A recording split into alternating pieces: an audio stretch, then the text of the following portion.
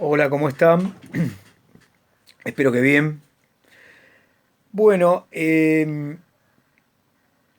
tengo que completar en alguna medida, porque haciendo un pequeño análisis del llamado puente de las familias ideológico-políticas o de los cuerpos partidarios, si ustedes quieren que le dieron nombre y apellido al gran marco del sistema político, si bien cerré la charla anterior, está claro que algunos aspectos necesitan ser desarrollados. Para que no quede, me parece a mí, demasiado desequilibrado ese espectro que les presenté. En principio, porque la familia de las izquierdas me parece que las dejé para próxima oportunidad, para el desarrollo, y me parece que eso en definitiva es un desequilibrio. Así que en este momento, ya que abrimos los espacios genéricos, necesitamos hacer algunas aclaraciones, de la misma manera que la hice con el liberalismo o con el nacionalismo o con el pensamiento cristiano, si ustedes quieren, eh, para la familia, llamémosla así, de las izquierdas. Por otro lado, creo que omití o me olvidé de mencionarles que es muy importante en la familia liberal conservadora, cómo olvidarlo, el tema de los cívicos. Bartolomé Mitre va a ser, dentro de esas alianzas y rupturas, un elemento fundamental. Así como nombré la Unión Cívica Radical, eh, el civismo, esa palabra, ¿no? Venía de los cívicos, va a ser el nombre con el que va a continuar ese liberalismo comenzado por Bartolomé Mitre y que va a estar adherido siempre a su nombre. Los mitristas son los cívicos, son los liberales, si ustedes quieren, permítanme la expresión, más puros. Eh, Más puros no en el sentido ideológico, sino más claramente liberales, o por lo menos el tinte identitario terminaba remitiendo al mitrismo. Y por lo general a las representaciones porteñas, es decir, Mitre es un representante cabal de la ciudad, con algunas articulaciones, pocas, en el interior. Muy bien, entonces, nombrado esto que era una omisión, si ustedes quieren, o una subsumisión de un personaje demasiado importante en el liberal conservadurismo, vamos a lo que me parecía así que había que desarrollar para no dejar desequilibrado el espectro. Básicamente porque Ansaldi después lo va a mencionar y lo va a dar como sabido. En la Argentina, les dije, la representación de los trabajadores del sector productor eh, va a comenzar de alguna manera con mucha intensidad con la llegada de los inmigrantes y con la conformación de centros de pensamiento, de reflexión y de difusión de las ideas europeas eh, en Argentina, fundamentalmente en Buenos Aires. Y después va a haber otros centros de difusión.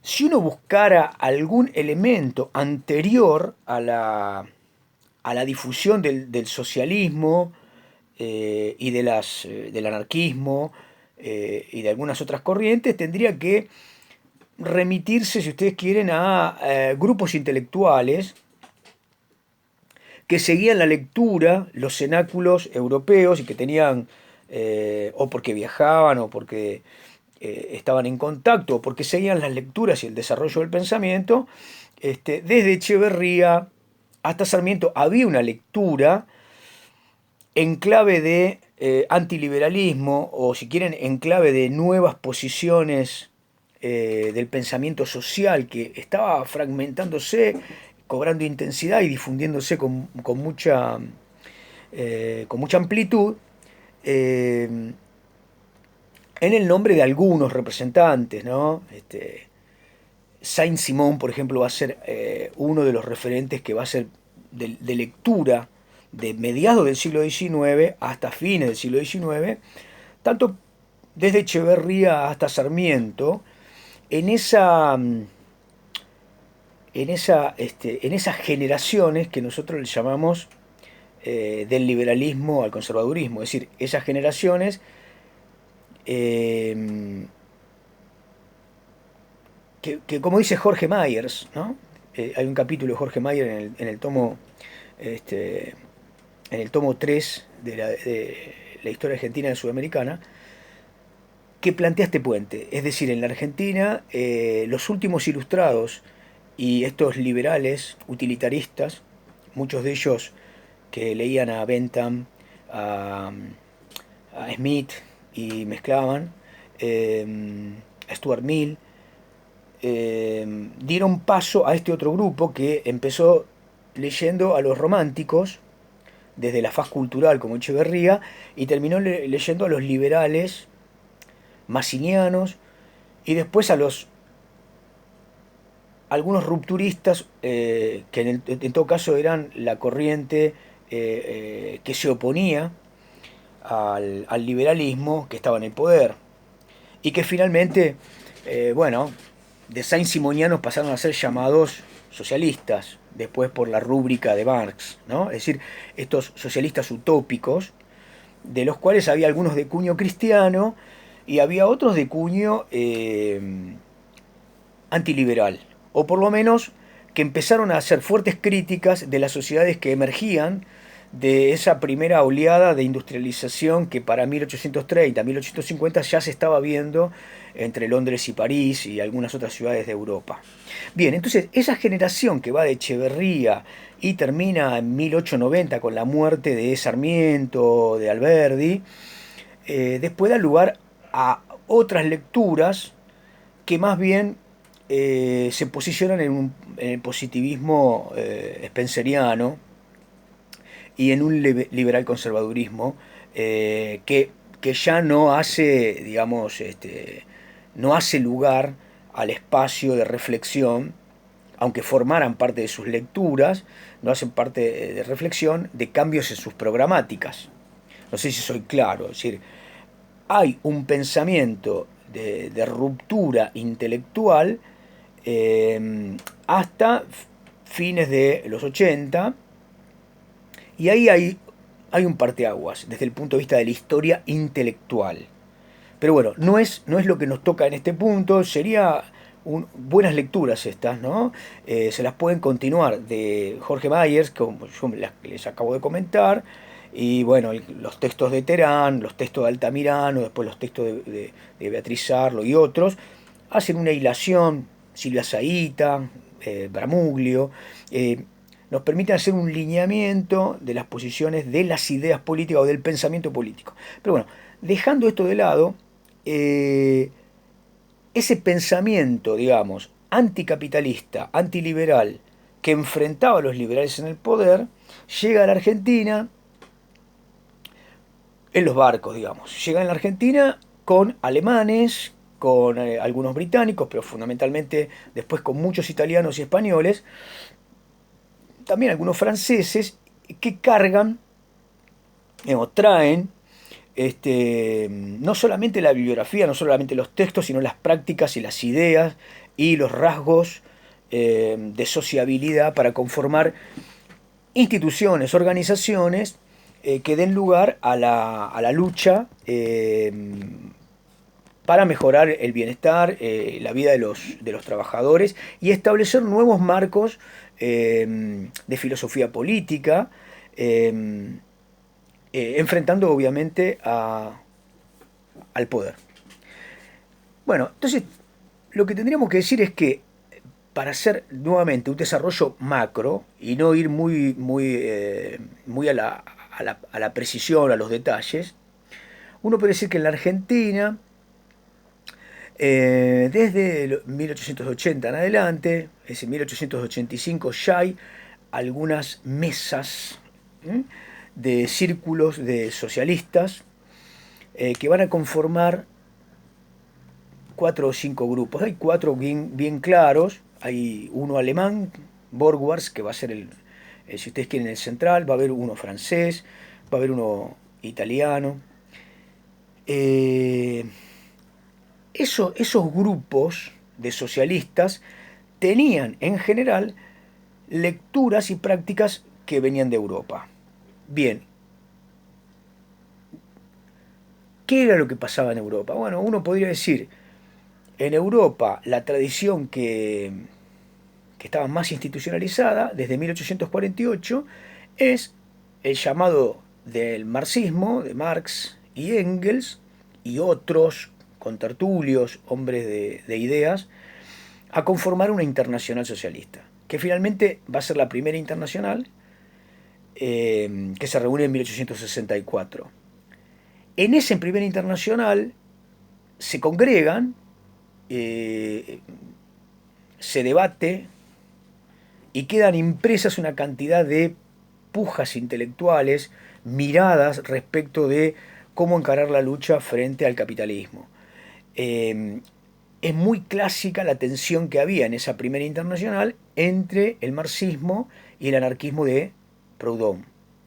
Entonces, anarquistas y marxistas ya emergen como dos polos de lo que podría ser la lucha revolucionaria de los trabajadores, los sindicatos, los gremios nacionales conformando una internacional socialista. Ese socialismo puede ser definido muy generalmente como primera corporización del anticapitalismo, del antiliberalismo. Es decir, promover una cantidad de interpretaciones sobre elaboraciones de cómo el capitalismo iba a entrar en crisis y cómo había que enfrentarlo en términos de una organización político-gremial.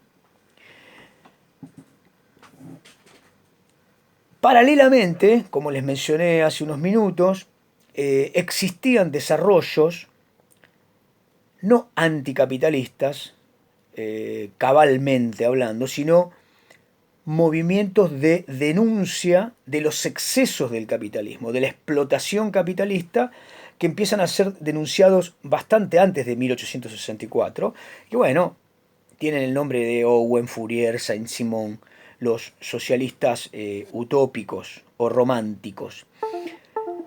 También hay, por esta época,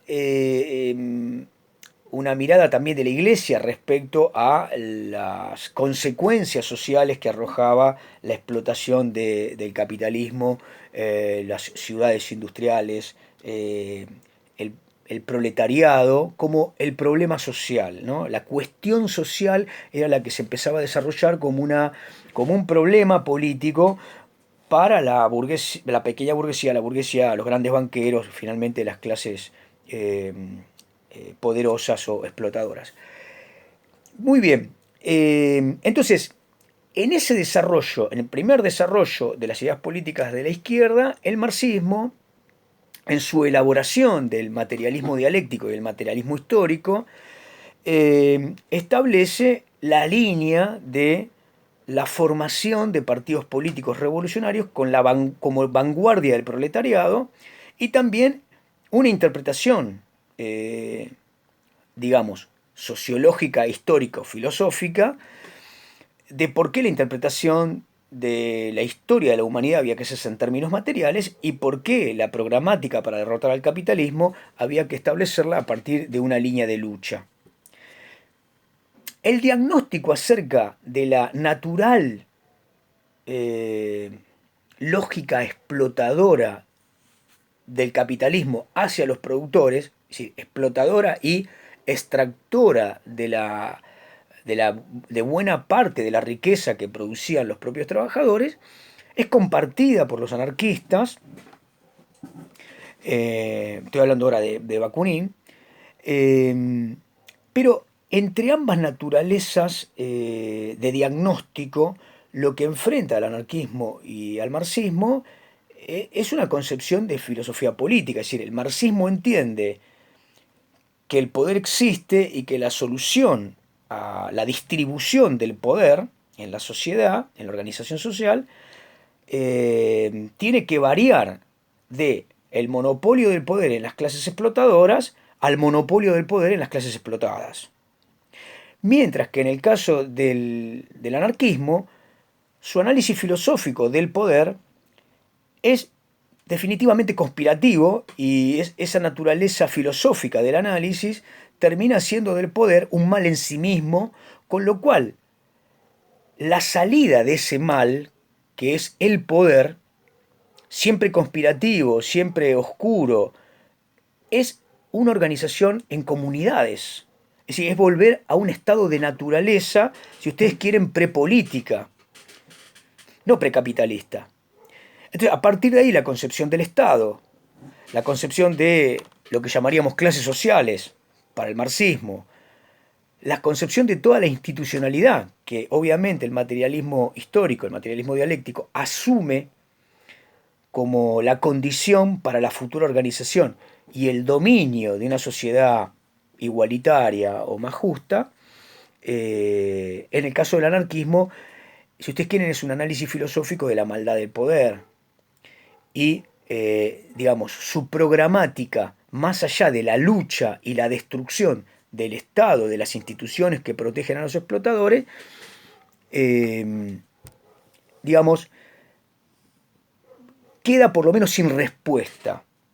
Habida cuenta de lo extensa que es la lucha de los productores frente a los explotadores, esa falta de respuesta va a ser asumida, si ustedes quieren, como un desarrollo posterior y como las clases que adhieren al anarquismo. A ver, las clases, los grupos sociales, por lo general, acuden desde la pura emergencia social a esa defensa, y como el anarquismo se constituye en una manifestación de prácticas militantes que acuden a la emergencia en forma de restauración de la condición social de esa emergencia, es decir, rescatan de un estado de la propia explotación y lo colocan en un estado de comunidad, pero en un estado de organización hacia una nueva institucionalidad política.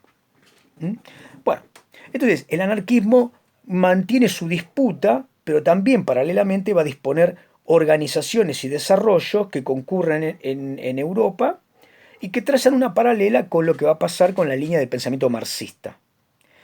Mientras tanto, entre el anarquismo y el marxismo, también ese pensamiento, que lo vamos a llamar reformista, es decir, socialistas, utópicos o románticos, como les dice Marx, porque Marx considera que el análisis que hacen los llamados socialistas románticos, es decir, aquellos que ven la maldad del capitalismo en sus consecuencias, pero no llegan a establecer los mecanismos internos, la naturaleza propia del capitalismo en una elaboración global, y por lo tanto Marx los trata, si ustedes quieren, peyorativamente, en el sentido de que se han quedado en una fase emocional y por lo tanto acuden al reformismo. Es posible reformar al capitalismo estableciendo un marco a veces de colaboración, de cooperación, pero dentro de las leyes y la de regulación capitalista. Entonces uno podría decir que tenemos al anarquismo, que es esta línea de lucha durísima que va contra, contra la naturaleza política del Estado y de toda institucionalidad, y junto con ella está combatiendo contra el Estado capitalista. Los reformistas en general, que entienden desde la posición de formar agrupaciones políticas que permitan desde el número luchar por el sufragio y desde allí obtener escaños en un número que hagan del Parlamento el lugar donde transformar la legalidad capitalista. Esto sería una de las razones fundamentales del crecimiento de los partidos socialdemócratas, aquellos que creen que los trabajadores legitimando el Parlamento capitalista, pueden transformarlo en un estadio, en una institución de reforma al sistema en general. Mientras los marxistas, que dicen hay que enfrentar ese Estado capitalista, tomar el poder en forma violenta, revolucionaria.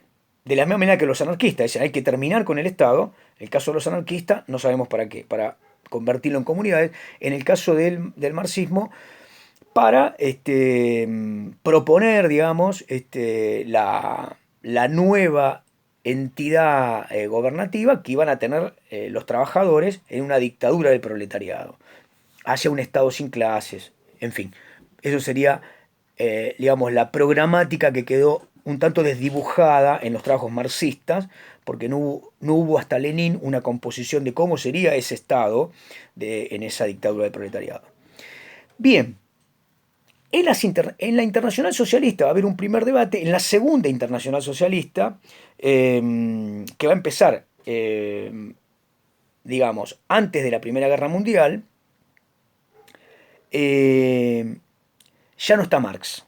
Marx ha muerto y lo que entonces se ve en la Segunda Internacional Socialista, el desarrollo de un pensamiento marxista en la cabeza de Engels, de Liebknecht, de Kautsky, de Rosa Luxemburgo. Entonces ahí hay un direccionamiento del pensamiento marxista hacia la formación de partidos de los trabajadores de cuño revolucionario y en esa Segunda Internacional Socialista participan fuertemente otros marxistas que debaten con los marxistas, llamémosle revolucionarios, hablando de la posibilidad de un marxismo evolucionista. Uno de los más importantes es Bernstein, come larga. Bueno, Bernstein desarrolla una serie de ideas en términos de lo que después también va a ser la socialdemocracia, estableciendo un marco de debate al interior de lo que va a ser la conciencia de los trabajadores y las condiciones objetivas de desarrollo de las ideas marxistas para tomar el poder. Entonces, en la Segunda Internacional, digamos, a fines del siglo XIX, principio del siglo XX, lo que se va a desarrollar es el pensamiento marxista evolucionista, el pensamiento marxista de carácter revolucionario. Y también vamos a tener al anarquismo.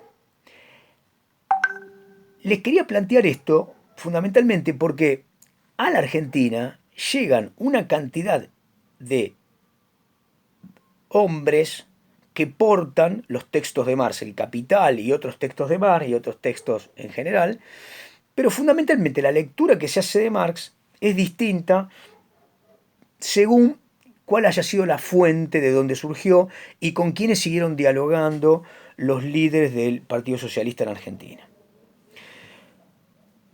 Una referencia importante para los socialistas argentinos que leían a Marx y lo tradujeron, por ejemplo, Juan B. Justo, va a ser Jean Jaurès, que es un francés que obviamente desarrolla, si ustedes quieren, un marxismo que diríamos hoy está lavado porque es un reformismo. Y de alguna manera hace un recorrido evolucionista que termina siendo, con los años, parecido, similar al desarrollo de lo que yo le llamé socialdemocracia. Un movimiento anticapitalista, antiliberal, obviamente, y de cambios evolucionistas o reformistas que apuntan a la formación de un partido que le dé sentido al sistema electoral y en todo caso que fortalezca el número a partir de las unidades o uniones gremiales, pero no de la toma del poder de manera violenta. Bien, con estas referencias podemos seguir sin entrar a dirimir la cuestión europea, es mucho más compleja. Hubo otros desarrollos, como el poder blanquista, que de alguna manera surge en Francia también, y que en algunos casos hace un desarrollo entre el anarquismo y el marxismo, que es el uso de la violencia sin un recorrido programático tan interesante, y algunos otros desarrollos que siguieron después, que van a establecer alguna puja entre la forma cualitativa que toma el carácter del poder sindical traducido a lo político y viceversa. Es decir, en qué medida los partidos representantes de los proletarios tenían que canalizar los vasos comunicantes entre el poder sindical, que obviamente es político, en la medida que está discutiendo una forma de producción y reproducción social, y las representaciones que en todo caso dirimían cuál era la estrategia de lucha contra el Estado, la participación o no en el sistema electoral, y en todo caso cómo dirimían el peso específico de esos partidos o de esos grupos o de esos movimientos entre lo sindical y lo político. Bueno, ahí hay una cantidad de respuestas que son muy interesantes. Bueno, dejemos lo europeo, lo mundial, en todo caso, lo van a tratar en su momento, pero es necesario que yo se los remita para no estar hablando de algo no dicho. Bueno, en la Argentina entonces, para presentar la familia ahora, vamos a tener un desarrollo anarquista que va a ser el más importante entre 1890 y 1915, aproximadamente 1910. ¿Sí? Va a haber 2 décadas donde el movimiento sindical está animado, está centrado en la acción de los anarquistas, que hacen una militancia de emergencia y una militancia gremial y una militancia de recepción de los inmigrantes en comunidades nacionales muy importante. Al punto tal que, en general, cuando uno habla de la fora, entiende que está hablando de la gran central sindical, sin lugar a duda, y era la central dominada por los anarquistas. Los socialistas desarrollaron centros culturales y de difusión intelectual mucho más intensos y de mayor difusión hacia la formación de un liderazgo pequeño burgués.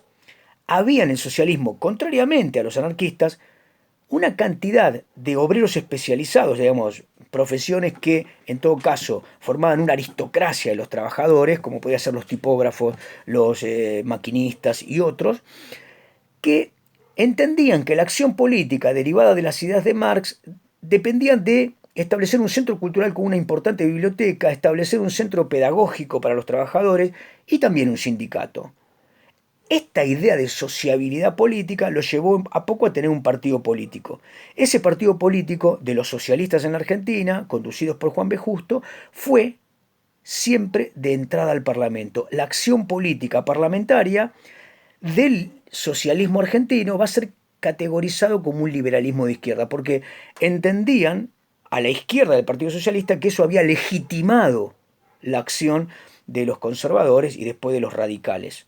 Entonces, Partido Socialista, núcleo central, Borgwards y otros grupos, el francés, el italiano, el británico, terminan conformando Partido Socialista Argentino. Bien, ese Partido Socialista Argentino tiene un partido que gana escaños en el Parlamento y que también tiene un sindicato. Un sindicato de menor calado, de menor difusión y de menor diría yo, continente, expansión entre los trabajadores que los que animaban los característicos sindicatos del anarquismo. Entre anarquismo y socialismo se desarrolla fundamentalmente la lucha callejera, la llegada de los primeros socialistas al Parlamento en 1902, Alfredo Palacios, y también una interesante lucha sindical de los distintos gremios. Todo esto va a tener un epicentro, una explosión a partir de los años de la primera década del siglo XX. Yo diría 1909 y 1910 en el centenario son años de muchísima irritación, refriega, obviamente asesinatos, venganzas y cárcel y persecución para los trabajadores que en general eran inmigrantes. Familia socialista, familia anarquista. El anarquista tuvo un periodo de disgregación importante, básicamente porque en el cuño del anarquismo, después lo vamos a ver, la naturaleza filosófica era libertaria. Entonces había un fundamento individualista, libertario, ácrata, muy importante respecto de quién ejercía el poder sobre otro. Por lo tanto, por lo general tenían comunas, comunidades fragmentarias, que no tenían otra unión. Va a haber 2 pensadores, Enrico Malatesta va a ser uno de ellos, que va a desarrollar un interesante pensamiento y difusión de la corriente organizacionista, es decir, va a plantearle a los anarquistas argentinos que es necesario abrir sus sindicatos y compartir la acción sindical con los socialistas y después con los sindicalistas, que va a ser otra línea que va a tener una mayor distancia del reformismo parlamentario del socialismo y de la lucha radical contra el Estado de los anarquistas. Voy a detenerme un minuto y no me voy a extender mucho más en los socialistas. Los socialistas van a tener en su interior conflictos muy importantes porque tienen una estructuración interna basada en el debate en los congresos partidarios. Entonces, claramente los jóvenes que se van sumando al debate socialista ven en el accionar de Juan B. Justo, Repeto, ingenieros que estaba al principio, en esos hombres un dominio de cuño un poco conservador, es decir, no modifican la estructura partidaria en sus lineamientos fundamentales. A medida que corre el siglo y que los movimientos en Europa son cada vez más críticos, es decir, se ve al proletariado unido en la calle avanzando sobre las posiciones políticas, van a empezar a surgir reclamos y también va a haber reclamos internos en el socialismo por la rigidez de su pedagogía y de sus límites y normativas de acción interna. Es decir, el socialismo hablaba de evitar la política criolla, entendiendo como política criolla el personalismo, el clientelismo, las redes poco orgánicas en lo político. Sin lugar a dudas, ese pensamiento justista era muy razonable, es decir, era solo con observación se veían cuáles eran las líneas de la política criolla. De cualquier manera, esto hacía que otros grupos vieran que no había forma de reclutar adhesiones que no fueran modificando, flexibilizando esas posiciones. Entonces van a aparecer un montón de fracturas. Palacios es uno de los que se fracturan otros grupos que se van a llamar a sí mismos internacionalistas, después se llaman terceristas. Se fragmenta el socialismo. Más avanzado el siglo XX va a tener otro fragmento que va a ser el Partido Socialista Independiente, que no va a ir a la izquierda, va a ir a la derecha. Va a ir acercándose a las posiciones del liberalismo conservador. Es decir, manteniendo un cuño de pensamiento socialista, pero más cercano del reformismo y de la legitimación del Parlamento. Bien, ese socialismo es muy importante para entender la transición de la república restrictiva, como dice Waldo Ansaldi, a una república representativa. ¿Y por qué en la Argentina quedó obturado? Es decir, hay una transición de la república representativa a la democracia que está obturada, que está fragmentada en 1930. Bien, hay un último desarrollo que es el siguiente. Socialistas, dirigentes de los sindicatos y anarquistas, dirigentes de los sindicatos, son todos inmigrantes, la mayoría de ellos van a ser perseguidos con leyes a partir de la primera década del siglo, desde la expatriación hasta la posibilidad de la pena de muerte. Por lo tanto, lo que va a aparecer es una nueva dirigencia nacional nativa que va a empezar a dirigir los llamados gremios sindicalistas. Este sindicalismo va a ser el que va a tener mayor éxito con el avance del siglo.